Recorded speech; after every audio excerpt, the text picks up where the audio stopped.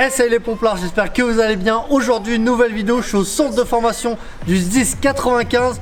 Je pense que vous allez kiffer, je vais vous présenter tout ça. Allez, c'est parti.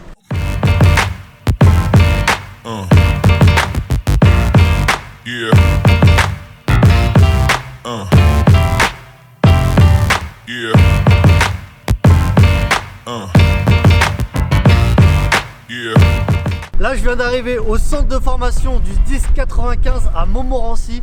Déjà, je vois, ils ont un centre de formation qui est énorme. Et dans ce centre de formation, ils forment tout le monde. Que ce soit en FI, donc la formation initiale, le SAP, donc tout ce qui est secours à victimes, la formation des chefs d'agré, SAP, chef d'agré incendie. On fait aussi du code 0, vous allez voir après.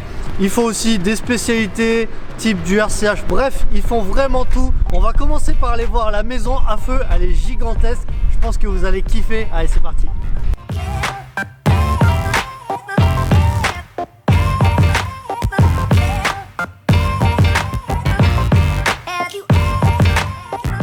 Allez les gars, là c'est parti. J'ai tout pour aller barouder. Mon aéri, ma tenue. Là, je vais me changer.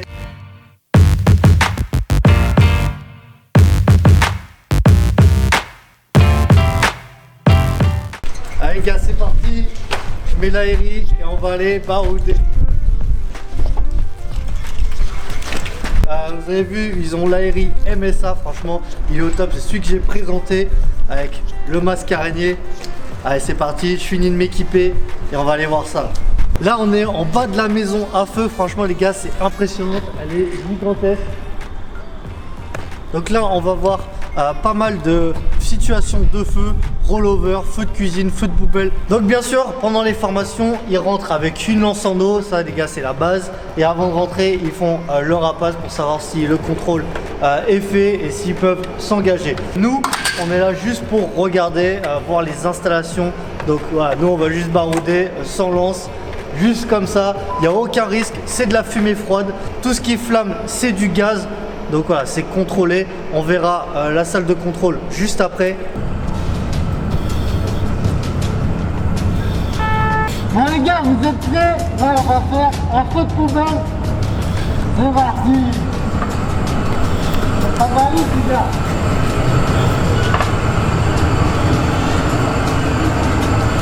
Donc là, on voit que c'est un feu de gaz. En fait, c'est du gaz qui sort. Donc là, il n'y a aucun risque. Ils peuvent mettre de la fumée froide, et là, voilà.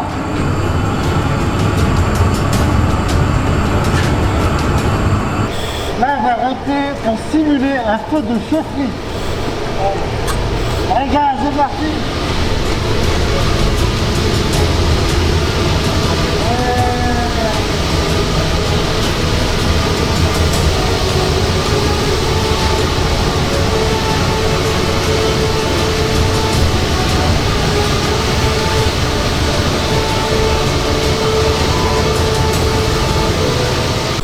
Ici, ils peuvent simuler un feu de VM.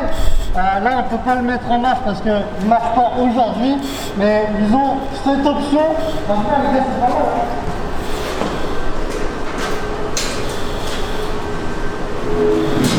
Là, le but d'un feu de VM, c'est vraiment d'agir, d'être dynamique. Donc là, ils peuvent le faire là-dessus. Oh, c'est bien. Allez, là maintenant, on va rentrer dans la cuisine. Ils m'ont préparé un feu de cuisine. Vraiment, ça va être top.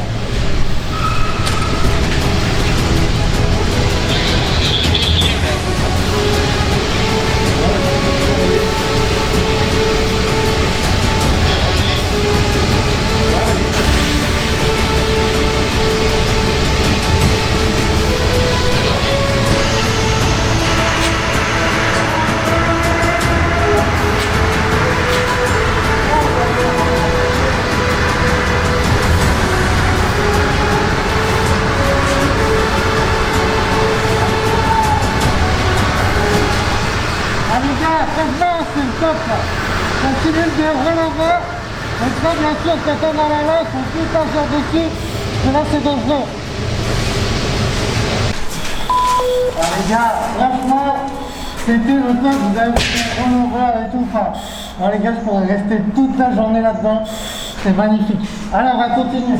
On continue la visite de la maison à feu avec ici on a un duplex où on peut mettre le feu, pareil, à l'escalier. On voit ici on voit l'accès pour monter en haut au duplex. Et c'est ici où il y a les flammes, donc les flammes sont dans les escaliers. Là, il faut imaginer quand c'est tout enfumé, là on a les flammes qui sont à l'escalier, c'est pas mal. Donc là on est en haut, on va pouvoir ici mettre que de la fumée, mais il y a moyen de faire aussi une bonne reco. Donc là vous avez vu, la maison à feu elle est immense, ils peuvent faire plein de manœuvres, même des manœuvres de reconnaissance.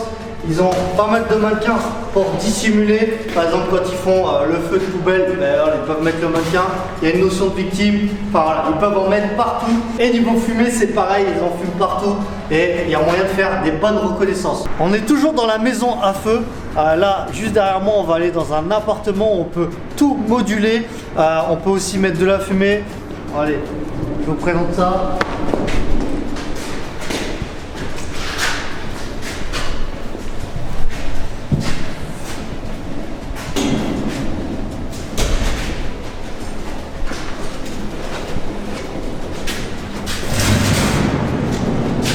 Donc là, comme j'ai dit, on peut tout enfumer. On voit qu'il y a le tuyau qui est là. Donc ça, c'est pour la fumée. On a aussi du mobilier. Et on va aller voir tout ça, en fait, tout ce qu'on voit. Ça peut être modulé. On peut enlever des parois, en rajouter.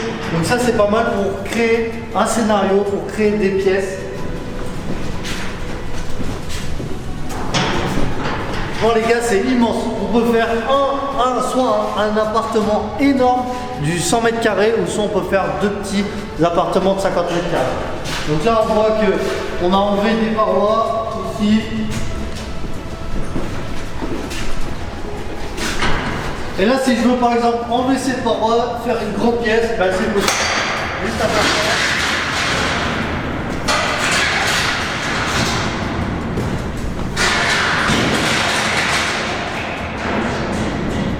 On peut aussi, franchement, on peut vraiment moduler comme on veut. Là, vous voyez, il y a même du mobilier, on peut regarder sous les canapés. Enfin, on peut faire vraiment une reconnaissance carrée.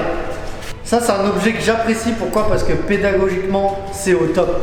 Comme j'ai dit, on peut moduler pas mal de choses. Donc, on connaît tous, quand on a manœuvré une fois, on sait où est la porte, on sait où est potentiellement la victime. Bref, on connaît tout. Le binôme, il sort, il dit à ses potes comment c'est fait. Bref, alors que là, on peut tout changer, les cloisons et tout. Donc voilà, on peut vraiment faire quelque chose de réel. Donc franchement, c'est le top. On va continuer notre petite visite de la maison à feu avec la terrasse.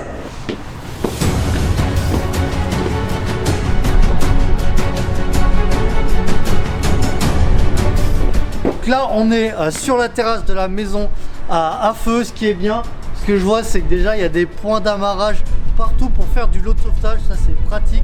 Alors, regardez là. On voit que sur tous les murs, on a des points d'ancrage et on va pouvoir faire du lot de sauvetage. Ici, on a même une trémie, un genre de puits pour faire du sauvetage en excavation. Ça, c'est top. Ils ont aussi une fenêtre où ils peuvent mettre le feu au-dessus, vraiment pour simuler l'embrasement généralisé d'un appartement, pour aussi conditionner les chefs d'arrêt et les chefs d'équipe quand ils arrivent sur le site pour faire monter le stress. Ils peuvent aussi faire des attaques d'atténuation.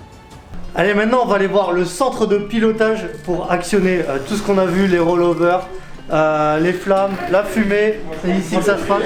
Bonjour Sylvain. Bonjour. C'est toi du coup qui gère un peu, qui actionne la maison à feu. C'est ça. Explique-nous un petit peu comment ça marche. Alors là, ton travail en fait. Ok, donc là tu es en présence d'un pupitre. Ok. Tous les boutons verts, c'est pour allumer les flammes pilotes. Ça marche. Une fois que les flammes pilotes sont fixes, ça c'est pour envoyer le feu. Ok. Et là tu as les rollovers. Et les boutons blancs, c'est pour la fumée. Donc ça veut dire que tu peux actionner, mettre de la fumée partout dans ta maison à feu. Dans la maison à feu, c'est ça. Si on veut par exemple que de la fumée, tu peux nous mettre que de la fumée. Ça. Donc c'est vraiment toi qui dirige ici. C'est ça. Ok. Exactement. Je vois que tu as un écran là, en fait ça calcule, ça permet de voir quoi. Ça représente la MAF. Ok. Donc là, tu vois, selon tu as le rez-de-chaussée, le sous-sol, le premier étage et tout ça. Et qu'on puisse visualiser où on met de la fumée, où on met des flammes et tout ça. Merci à toi, franchement c'était cool. Moi j'ai bien aimé les rollovers dans la cuisine, c'est top, c'est bien fait. C'est vrai. Et franchement, c'est cool. Ok. Merci à toi. De rien. Là derrière moi, on a des caissons. Donc là, c'est pour travailler en feu réel. On voit qu'il y a deux caissons. Il y a un caisson en L et un caisson droit, un caisson d'observation. Donc ça, les gars, c'est le top pour travailler la lecture du feu, le positionnement, parce qu'à l'intérieur aussi, on a des portes, voir la stratification des fumées, voir les signes d'embrasement généralisés, les rollovers, bref. Bon, après, c'est dommage, il n'y a pas de formation initiale, sinon on aurait été baroudé avec eux. Mais c'est pas grave, je reviendrai. Ici, on est sur l'aire de désincarcération, donc c'est là où ils font les manœuvres pour couper les voitures. On voit derrière moi.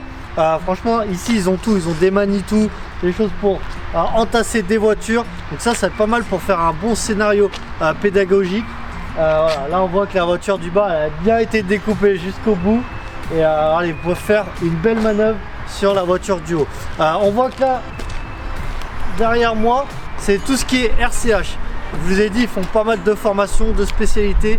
Donc là, les formations RCH, ils peuvent les faire derrière moi sur des fuites de cuves, voilà, sur pas mal de choses. Mais ne vous inquiétez pas, je vais faire une vidéo sur le RCH avec eux justement, où je vous explique tout de A à Z. Là, ici, on est sur l'anneau routier. Le but, ça va être de faire de la conduite préventive pour tous les conducteurs. C'est une formation de 2 jours. Et en fait, ils voient quoi dans cette formation? Alors dans cette formation, dans un premier temps, on voit la partie juridique. Et dans un deuxième temps, on voit la partie pratique. Cette partie pratique, elle est faite sur cet anneau et on met en place plusieurs scénarios pédagogiques pour voir la réaction de l'apprenant, du stagiaire, sur différents scénarios. Premier scénario, un freinage d'urgence, sans obstacle, un scénario avec obstacle, et tout ça déclenché par ce qu'on appelle nous un frénographe ou une tablette, avec des scénarios pédagogiques. On l'a conditionné sur ce qui va se passer sur la piste. Et ben, il va soit freiner, là il a freiné là. Comme on le voit actuellement, soit un freinage d'urgence, soit un freinage souple si on transporte une victime. Sur l'appareil qui se trouve à l'intérieur des véhicules, il y a des courbes qui s'affichent avec le temps de réaction, la distance parcourue, les énergies mises en mouvement et éventuellement s'il y a un impact, le choc en G sur l'impact. Premier cas, on va simuler une victime qui se jette sous les roues du VSAV. Le deuxième cas, on est à l'intérieur et ça va être un bip déclenché par le formateur. Ensuite, on a une courbe, ça va nous dire le temps de réaction, la distance parcourue, la distance de freinage. Donc c'est une formation où tous les conducteurs, que ce soit engin pompe, VSAV, ils vont faire cette formation. C'est une formation qui est obligatoire. Le but, ça va être de réduire le nombre d'accidents et de se sentir mieux dans la conduite d'un VSAV ou d'un FPT. Ici, on est dans la remise du centre de formation. Ils ont des VSAV, des FPT, des échelles, voilà, tout pour manœuvrer. Et ça, c'est des véhicules qui sont là vraiment que pour la formation. Ils décalent pas. Donc ça, franchement, les gars, c'est un plus quand on manœuvre. Le centre de formation est doté d'un amphithéâtre.